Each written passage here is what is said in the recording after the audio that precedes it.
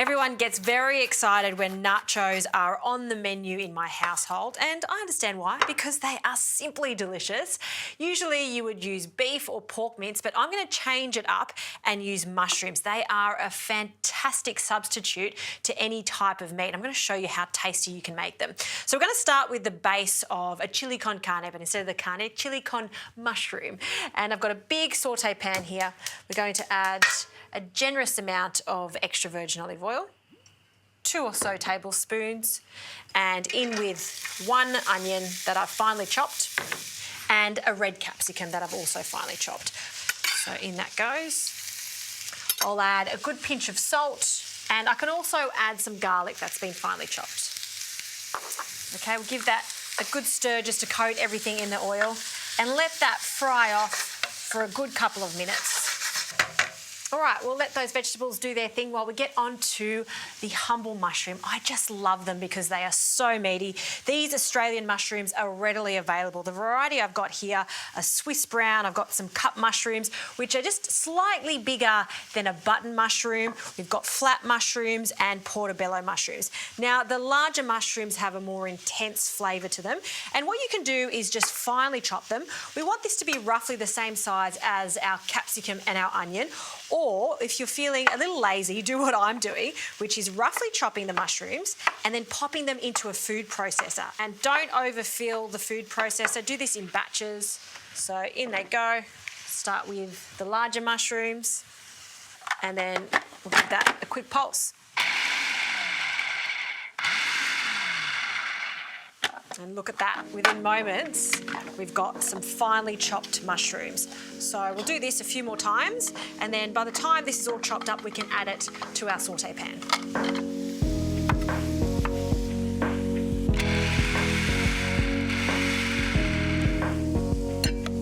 Now in with our chopped mushrooms, and this needs to cook for a further 10 minutes. Okay, my mushrooms have cooked down, smells fantastic. At this stage, I like to add just a little bit of flour. This is going to give us a nice thick sauce on our chilli. And just cook off that flour for a moment. And then in with the spices, a good amount of ground cumin, ground coriander, some smoked paprika, and a pinch of cinnamon, some dried oregano. And if you can get your hands on some chipotle in adobo sauce, use this. In fact, you can find this at all your supermarkets now. It has a lovely smoky flavour to it, a little bit spicy too, so go easy on it if you don't like it to be too hot. We'll just combine that. I also like to add some tomato paste, just allowing that to toast off for a moment. I have seasoned the mushrooms because mushrooms love their salt too. I'm also going to add 2 tomatoes and just roughly chop them. These are going to cook down and break up in the stew as it cooks. And for some extra liquid, the addition of some vegetable stock. I'm keeping this 100% vegetarian, so veggie stock. In fact, there's so many spices in there, if you didn't want to use stock, water would work a treat too. All right, one last stir. And now the lid can go on. And because it's mushrooms, they take no time at all to cook. So this is going to cook for about 25 to 30 minutes until it's thick and rich.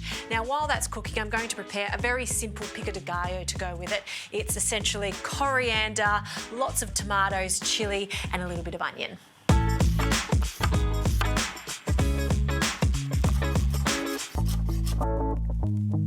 All right, this fresh pico de gallo is ready to go. Smells delicious. And let's have a look at our mushroom chili. Look at that. It's thick, it's rich, it's cooked down nicely, exactly the way it should be. Now, there's a few ways of serving this. If you like, you can place all of your corn chips into a baking dish, top it with this, the traditional way, and then pop it under the grill. Or if you want to do it a bit of a deconstructed style, which is what I'm going to be doing, I'm going to pile up our mushroom chili. And then I love to get a big handful of corn chips just on the side. Top it with some cheese, particularly on the hot mushrooms there, so it just gently melts. You've got to have a generous dollop of sour cream. Again, just on top there, and lots of that. And then the pico de gallo. I mean, there are so many different vegetables in here. We've had the mushrooms, the capsicum, the onion, more tomatoes, and loads, and I say loads of coriander. I just love coriander with a dish like this. In fact, I've got some more over here, so we can just garnish with a little bit more on the side. That is such a delicious, wholesome dish.